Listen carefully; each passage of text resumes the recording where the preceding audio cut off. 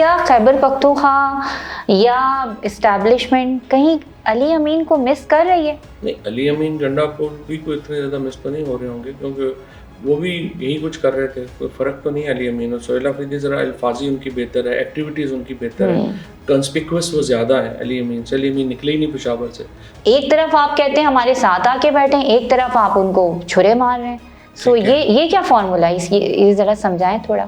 نہیں، بالکل آپ ٹھیک کہہ رہی ہیں. تلخیوں میں اضافے کا فائدہ کسی کو بھی نہیں ہے، نہ تحریک انصاف کو ہے نہ پاکستان کو ہے. اور I think P T I کا جو سوشل میڈیا ہے اس کا کردار بہت ارسپانسبل ہے اس سارے معاملے میں، اس پہ تو کوئی دو رائے نہیں. کون کون سے 3-4 ایسے لوگ ہیں اگر آپ نام لے دیں کہ وہ ان کی پولیٹکس اسی وجہ سے ٹکی ہوئی ہے کہ وہ خان اندر ہیں تو وہ یہاں پر بادشاہ بنے ہوئے، جس دن باہر آئے گا اس دن فارغ؟ ظاہر ہے یہ جو ساری ابھی کی جو تنظیم ہے، سلمان اکرم راجہ ہو گئے، یہ اپنا ایون گوہر صاحب ہو گئے، یہ لوگ سارے جو ہیں یہ تو ایک حادثے میں آئے ہیں.